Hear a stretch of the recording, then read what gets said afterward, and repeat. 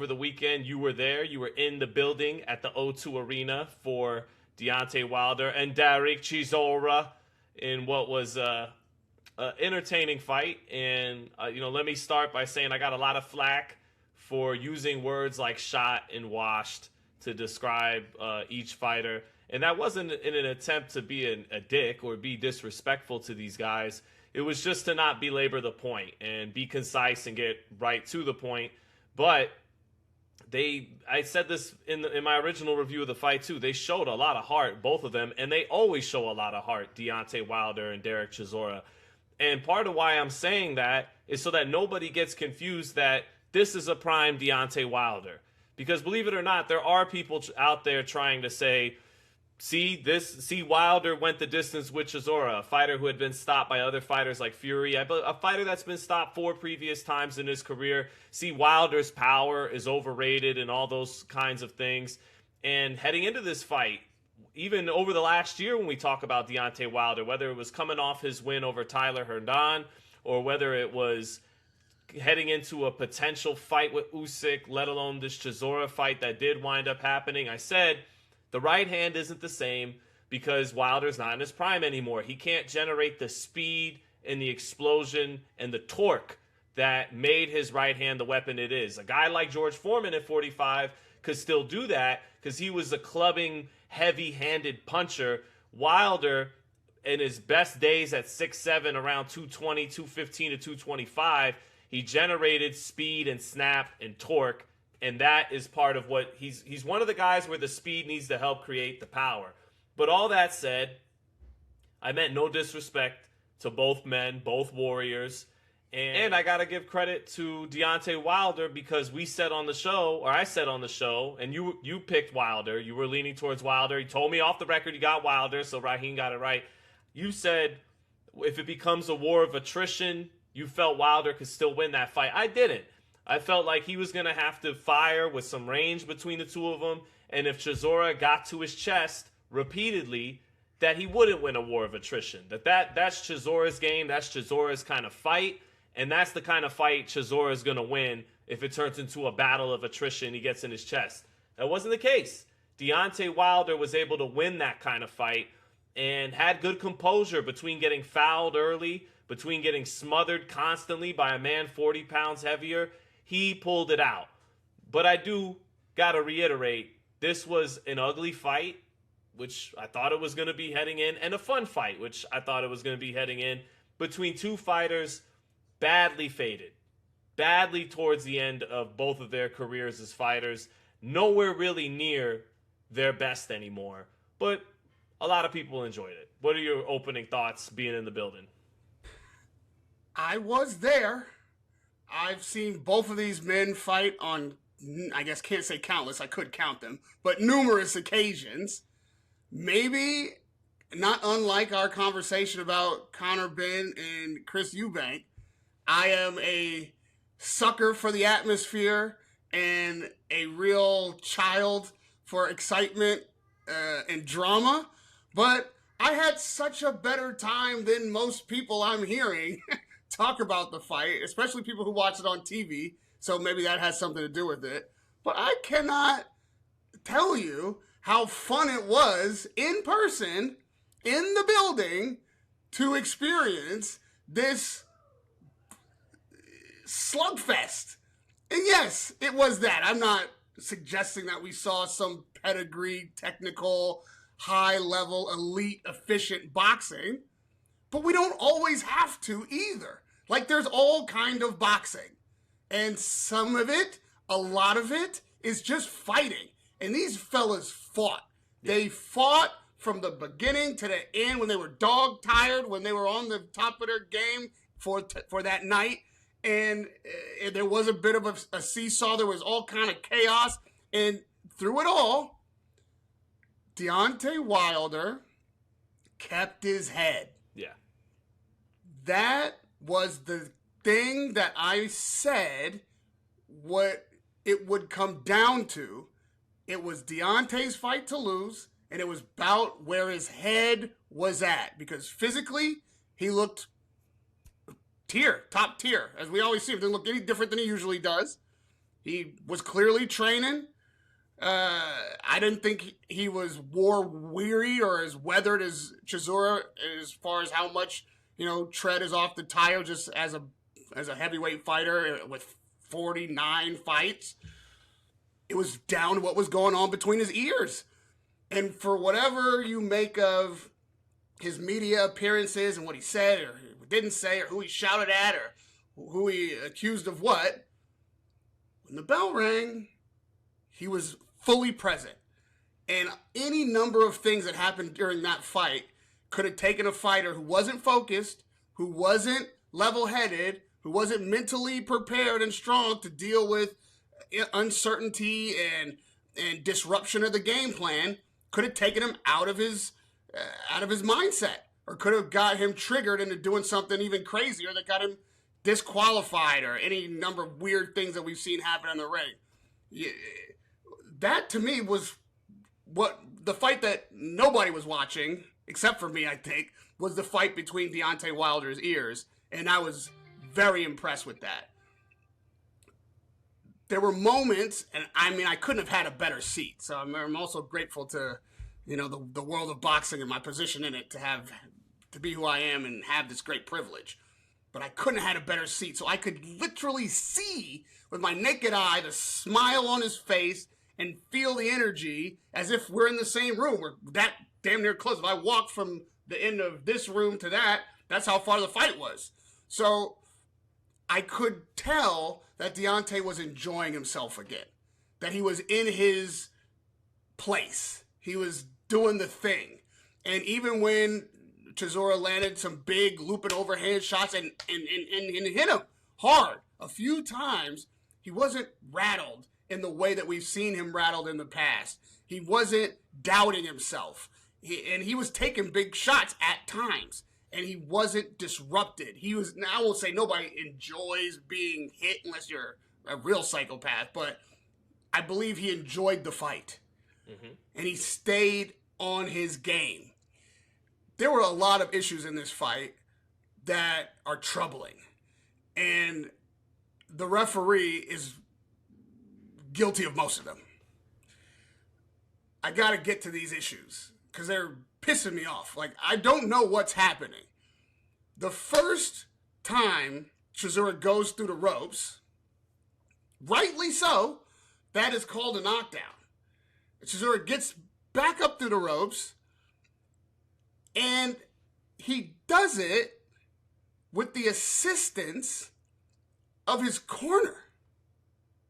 They catch him, which I will give you this. If I'm in the corner, my fighter comes through, there's a table there, there's a floor a long way down. I don't give a shit what the rules say. I'm not letting my fighter fall out of the ring onto a table or onto the floor and possibly injure himself permanently. I'm catching my fighter. Okay? So I'll give you that. But then they push him up into the ring, and then they hold him up and help lift him up to his feet. Now, granted, Chisora's a heavy fella. I forgot what he weighed in at, but I'm not suggesting that his trainer has so much upper body strength that he's made a huge difference in how much that weight gets off of Chisora's legs. But it can help you steady your balance, and it is absolutely illegal.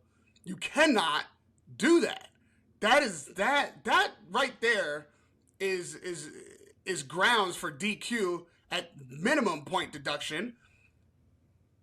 Before Chisora and Wilder almost careen over the top rope. Now, granted, I don't even know if I'm doing this in chronological order. I'm just saying these things because these are the lowlights of the officiating in this fight.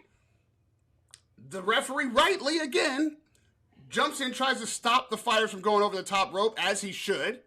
These are big, heavy, tall, lumbering men, so the referee is very little match for their weight. I understand that as well, but it's down to the referee and the fighters themselves to get themselves out of that situation. Chisora's corner comes rushing in to help not only keep them from going out, but break up the fighters. The corner man himself is in the ring in between the fighters with his hand on both fighters. What is that, the second round? That's the second round? Might have been the first, if not the second round.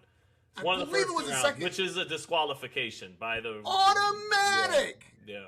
Done. Finito. Now, I'm going to be as fair as I possibly can because in that position, if you're the referee and you know the magnitude of this fight, the whole place is rocking, you know what it is, it's very difficult for a referee to then turn to the camera and to the corners and say, that's it, DQ, you're done.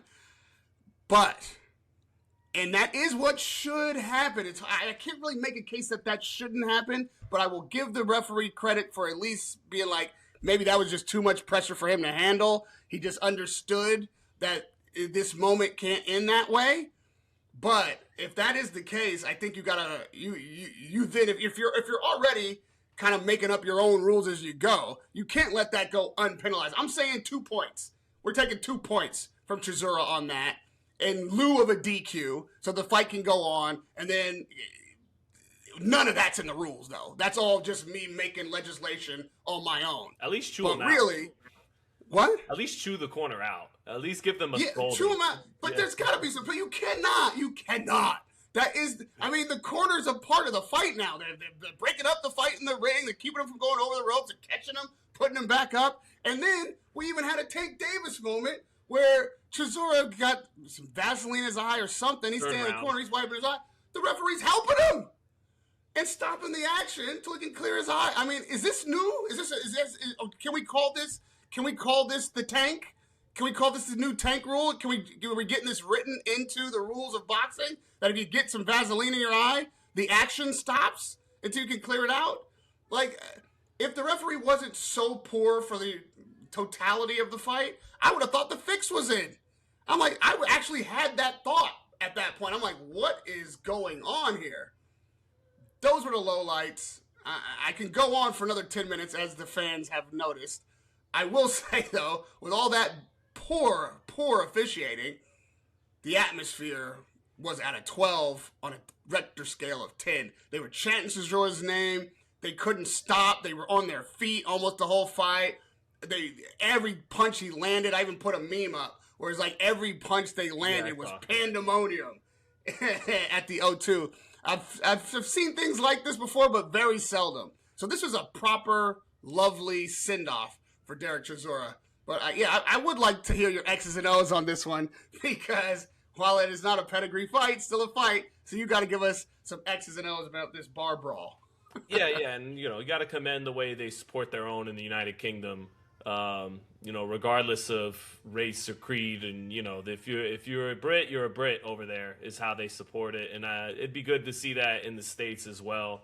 Although 2 different cultures and countries, but that's another discussion for another day. I can always commend them on that. Well, before I get to the X's and O's, I think there was the UK Daily Mail who took your romanticism and took it a step further. And they said it was the battle of the century, how I was ringside for the battle of the century. And so someone said more like the brawl of the week, which I thought is closer to the brawl of the week than the fight of the century. Now, Deontay Wilder has been, in my opinion, arguably the best heavyweight fight of the new millennium in part 3 against Tyson Fury. I think it's the S tier, as the kids we call it now, is of the new millennium of heavyweight fights, in whatever order you want to order them in, is Lewis and Klitschko, Joshua and Klitschko, Layman Brewster and Sergey Lihovich, and I think Fury and Wilder 3 are the best fights in the heavyweights division's history since the year 2000. I can't put this one there. I think you're right. This was more like Conor Benn, Chris Eubank level, like a fun non-title scrap with a raucous crowd. And it does remind me of something our boy Brendan Taylor, True School Sports, said. He once came back from the United Kingdom, and Brendan is a diehard USA guy. God bless him for that. And I go, so what was it like over there? This was almost 10 years ago. And he's like, bro, everyone talks about how passionate the fans are there. He's like, they're just drunk. He's like, they're just drunk. He's like, that's what he told me.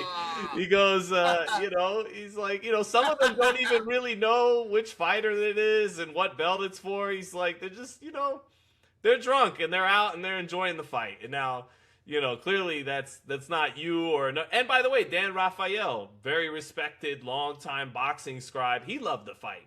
Adam Abramovitz, another American writer, definitely got a lot of respect for. He loved the fight. And they said what you said. Not every fight has to be some technical masterpiece. It was fun. It was entertaining, right? So I definitely get that. But as for the X's and O's part, when you said I'm with you. I commended Wilder for his composure in this fight. I think both guys were huffing and puffing fairly early in the fight, but Wilder regained himself after a really torrid, really fast pace in the beginning of the fight, and again, a much heavier man leaning on him on the ropes constantly. And you could see him at times out of those clinches. He would look off. He would take his eyes off Chisora. And I'm like, okay, what's happening here? Is he staying mentally switched on and all that? He did. He would compose himself. He worked in a right uppercut in this fight that made Chisora down the stretch of the fight have to second guess closing the gap every now and then. You saw Chisora back out every now and then and not give Wilder what he wanted, constantly coming forward. And Wilder, he would, one adjustment Wilder had was, okay, you're going to punch me in the back of my head. We're going to be fouling. I'm going to foul back.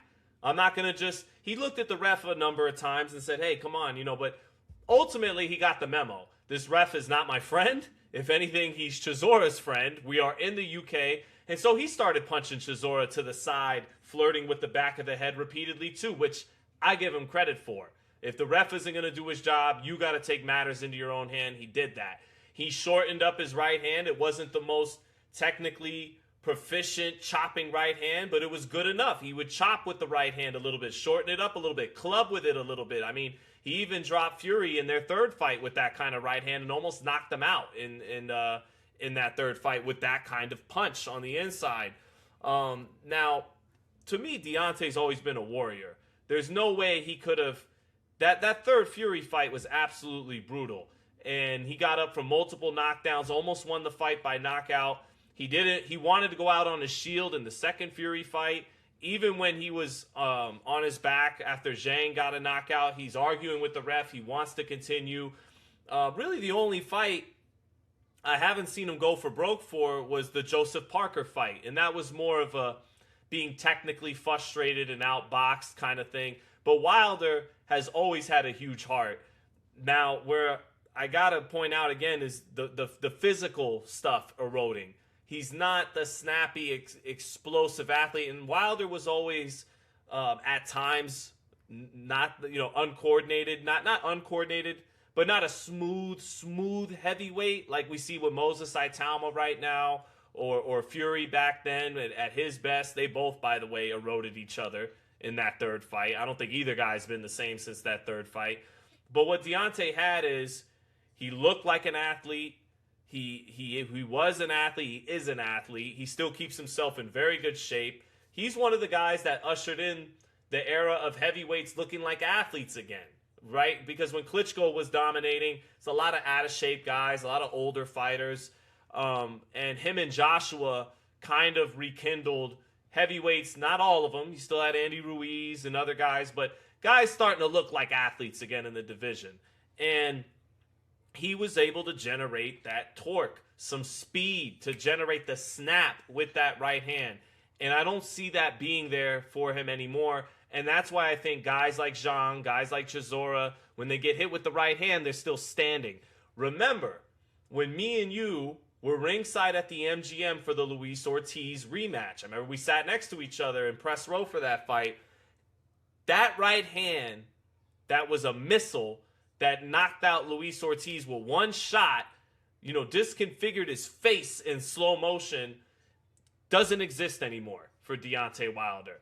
So on fumes for him to pull this one out, and Chisora too, man, just a warrior, both of them. I can't give them enough credit for what's in here, but what's through the body physically, it has eroded. And that right hand missile from Wilder, that some people are debating, he's not really an all-time great puncher. And I keep saying this. I've been saying this about him for years, since the third Fury fight. When I was growing up, guys like Ernie Shavers and Ron Lyle and I believe Shavers, like Wilder, was a late starter. They were romanticized and credited for their vaunted punching power. They weren't so detracted from first their skill set limitations. They were romanticized and commended for being big punchers. And that's what I think of Wilder as. He's not an all-time great heavyweight, but his right hand is one of the all-time heaviest punches in heavyweight history.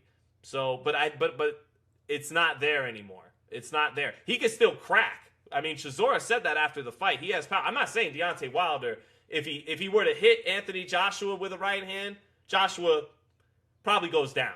Okay, his punch resistance isn't the best these days. Never was an all-time punch resistance kind of guy. But the days of that missile we saw at the MGM, I think in 2019, it ain't that anymore. That's all I'm saying.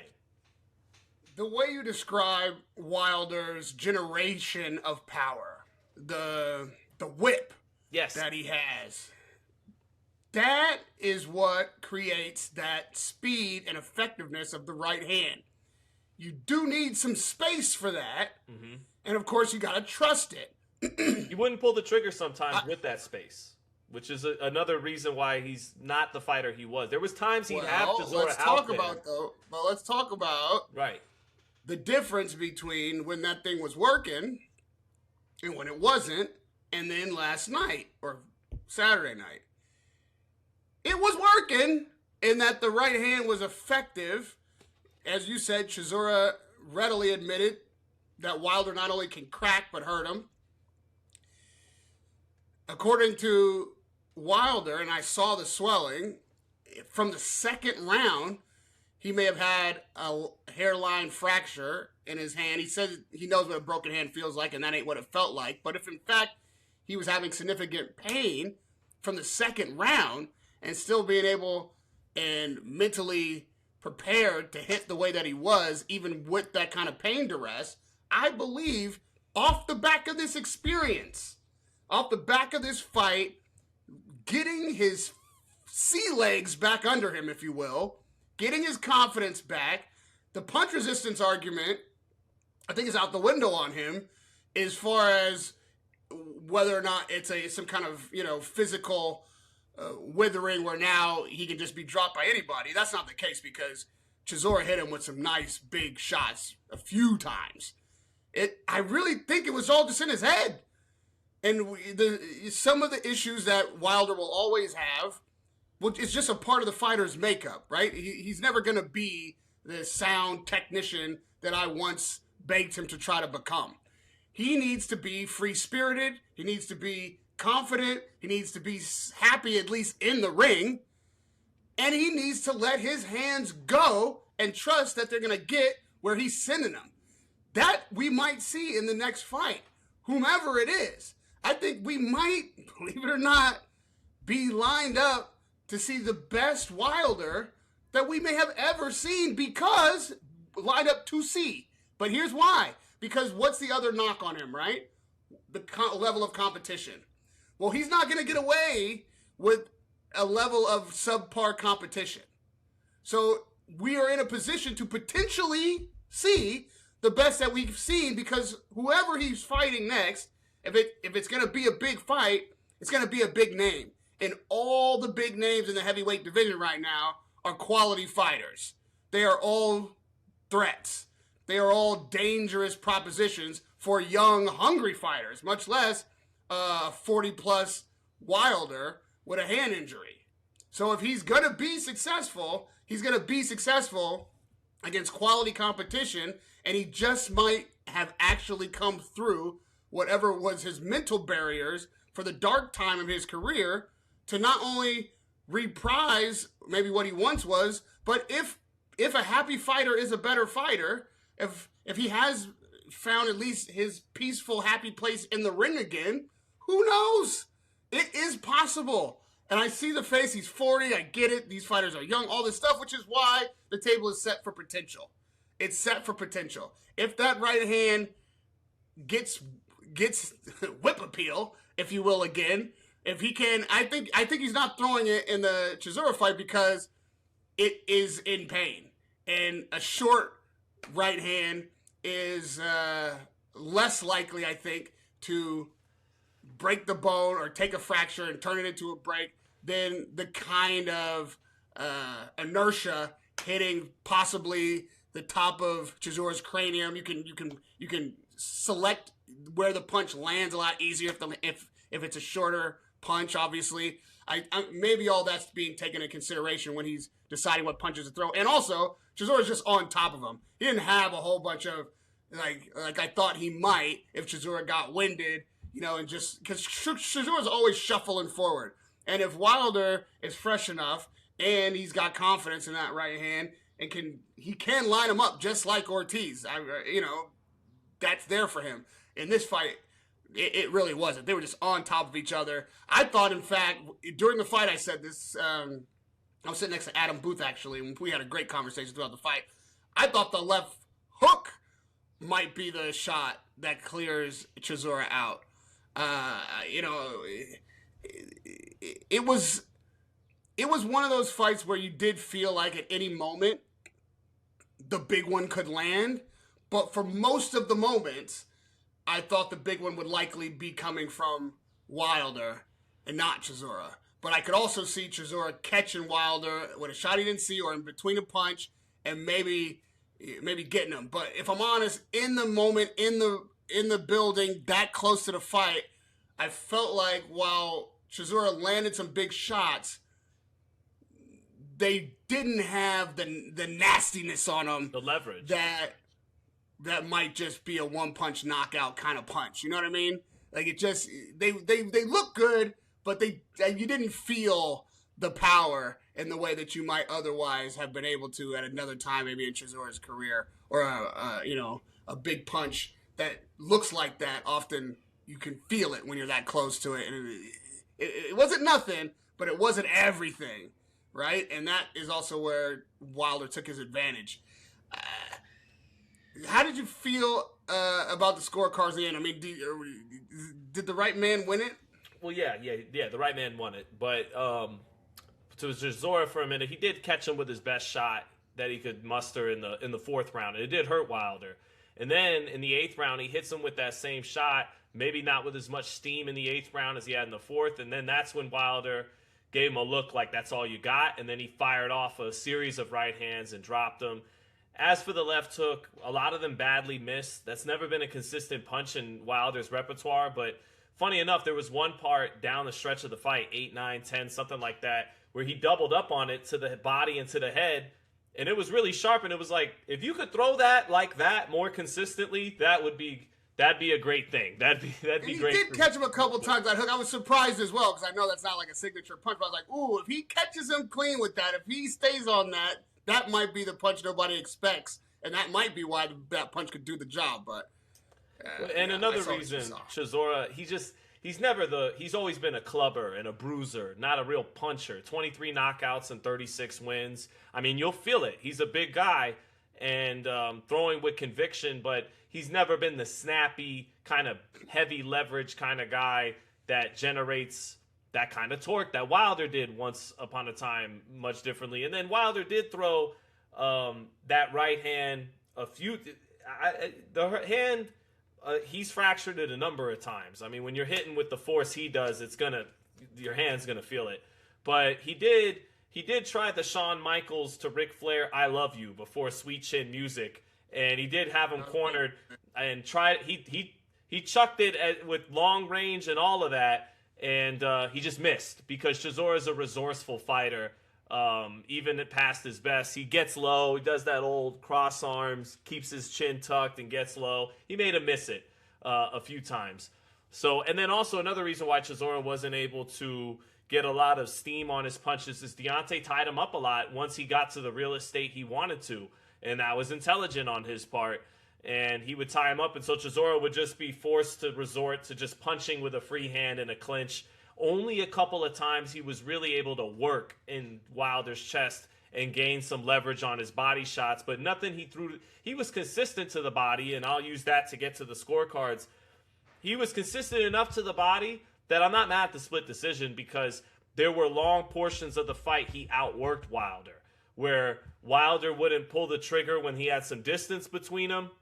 And then Chisora, when he'd get inside, you don't know how much credit the judges are going to give him, even though he's outworking Wilder, even though he's controlling the real estate of the fight, because it's a lot of ineffective body work that's being, taken away by Wilder tying him up and things like that. But I'm okay with one of the three judges giving him enough credit for outworking Wilder for stretches of the fight.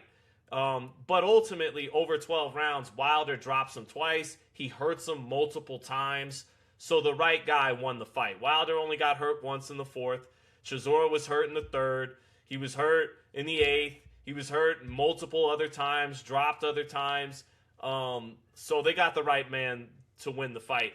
I did think it was a competitive fight on the cards, though. Again, because Wilder would give up a minute and a half. Although there was that one time Chisora just stayed in the corner for over half a round. And, but for the most part, it was Wilder at times allowing Chisora to just get his numbers up, get his punch numbers up in the clinches and on the inside. So I think they scored it well. Going forward, though, the only fight, I definitely disagree, respectfully as always, that you'll see the best Wilder. The best Wilder to me, just compare the kind of torque he was generating in the two Stavern fights, in the two Ortiz fights. That was the best version of Wilder. And the kind of stuff I'm talking about, the speed required to generate the torque that made him the puncher he was with the right hand, and again, he can still crack, that's the first stuff to leave you, and a lot of stuff. And when you take a certain level of punishment, you tend to not be able to replenish those gifts, especially at 40 years old. So I don't think we'll ever see the best Wilder again, but Joshua's past his best, even though he's a couple years younger than Wilder. Joshua doesn't take the best shot.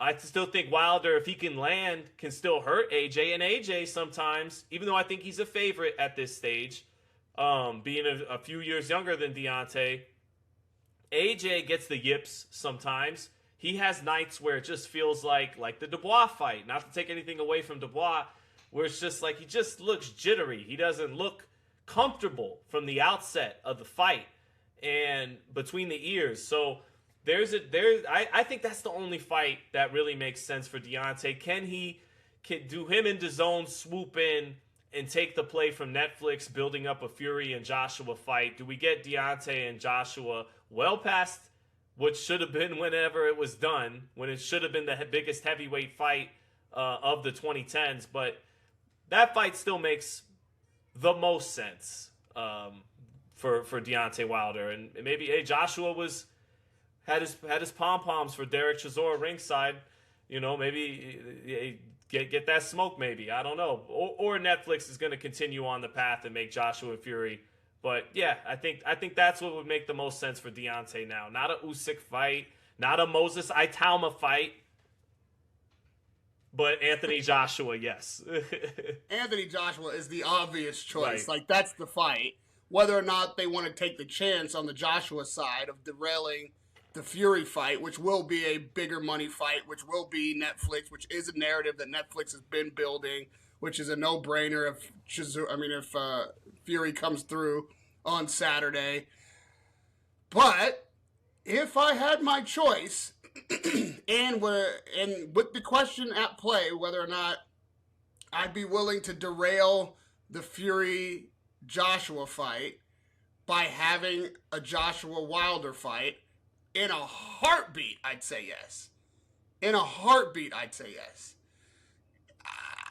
In fact, I'd go so far as to say, I'm happy to see if Wilder were to beat Joshua, I'd be happy to see a fourth Fury fight.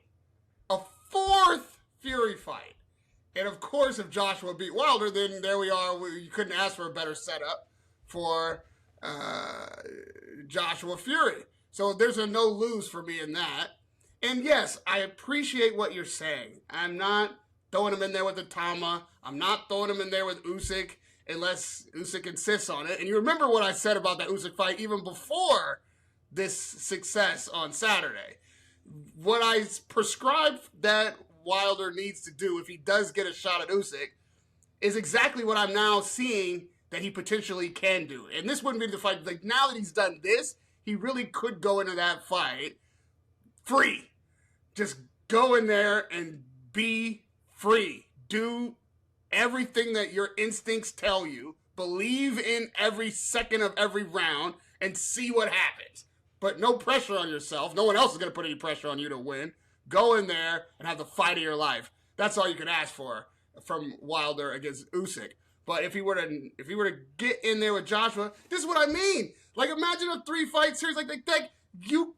I'm not necessarily saying, of course, you're not going to see a younger Wilder. You're not going to see a more youthful Wilder, but you could see a best chapter for Wilder, and that he'll have big fight after big fight. And if he finds a way to do the thing, it would be phenomenal, because so many have written him off completely, and it's so unlikely. I know it's unlikely, but that's why the potential lies. I'm not saying that's a guaranteed win with him against anybody, including Joshua. It's not a guaranteed win, but boy, if he won him, what a crazy second chapter of his career that would be. Before we get out, though, the two of them passed each other on the way out of the arena. I'm sure you saw the let's do it, right? Now, I'm not usually one to take a lot out of these social media moments or these split-second interactions, or, I at least need a weigh-in face-off to try to actively try to read some energy. But there was a lot of energy in that moment. Reaction from Joshua, like the whole thing. What did you, if anything, did you take from that moment? Well, I took it from that Joshua's like, I thought this was gonna be over with tonight. I thought like he can't shake it. Like, I thought I was never gonna have to think of fighting this guy again, and now it's still a thing. It's still holding on. Like, it's still possibly a thing. He looked annoyed. He looked perturbed that he has to concede on some. He doesn't have to take the fight. I mean, he's got a Fury fight lined up, although I feel like the Fury-Joshua thing, they could both lose. Like, Fury could lose to Makhmudov and Joshua could lose to Wilder, and they could still sell out the arena in England and still make it about British pride and all that. And I feel like that. And then for the Usyk fight, one last thing to summarize my whole point about Wilder and the torque and all that technical stuff. Once upon a time, he was able to literally cover a shit ton of ground and launch into his right hand, just step into it and cover a lot of ground with it. And that version of Wilder, the Usyk fight would have been suspenseful. He would have had enough speed to threaten that Usyk, a southpaw with the right-hand killer, could have got lined up just once. And with that Luis Ortiz kind of part 2 missile, at any point could catch Usyk and knock him out. Even though I think Usyk would like Ortiz, another southpaw, but he's better than Ortiz, would have been outboxing him every round. That ship has sailed. So, like I said, Joshua makes sense. But Joshua to me looked like, I thought this was gonna get put to rest once and for all tonight, and now it has a little bit of life again. And now I gotta give him this begrudging fist pound. And I may still have to do this fight at some point. Although he may not. He doesn't have to. Well, I had the opportunity to sit with Joshua for about 8 minutes or so, ringside, just before the main event went up. And he was so at ease, so peaceful, so gracious, humble. He was the ambassador that we know. And by the way, also, there was a moment in that interview where he says, "Oh, radio, you didn't even tell me about this interview, or that we were going to do this, or something like this." First of all, for those of you who don't know, which is just about all of you, unless you've interviewed Joshua and have known him for 10 fucking years, he always does that when he's doing a candid interview so that he can potentially get out of it. And he absolutely did know I was coming. I told him, and he said after the last fight, which was the fight that had just happened, we'll do it thing. Because I asked him earlier, and he was like, oh, let's do it after this fight. I was like, okay. Then I came and sat down, and he said the little thing. And that's why I didn't even really acknowledge it. But there's people in the comments like, oh, you just sat down and turned the camera on, and, what a dickhead, what a bad. First of all, shut the fuck up, okay? I know what I'm doing. I've known this guy 10 years. If Anthony Joshua doesn't want to do an interview, he doesn't do it. It doesn't matter who sits down with a camera in front of him. If he was offended by that, he would have said as much. And if you are so invested in negativity, then your ears are probably too full at the point when he not only acknowledged that when I sat there that it was time to work. That's what he meant, because that's what we referenced last time. I was like, all right, I guess it's time to work. When we had a conversation about doing that interview before I sat down. But then at the end of the interview, after my thanking him for his contribution, he thanked me for mine. So while you're sitting there trying to figure out some way to make something negative, that was one of the more positive and inspirational conversations I've had with Anthony Joshua over the many, many years and many, many interviews, because of the situation that he's just come through. And part of the reason that I was so effusive about his contribution to boxing is because it's true. He's been through a shit ton. The press and the fans here all turned on him after he lost to Ruiz. I've seen him come through a lot of mental challenges. And this might be the best, again, mental version of him sitting there watching maybe the best mental version of Deontay Wilder in the ring, which sets up a really great fight. It ain't what it would have been undisputed, but those neither one of those guys exist anymore. But just like I said about Wilder-Chisora, we're seeing now both of these guys in a different form that could make for a great fight for who they are now.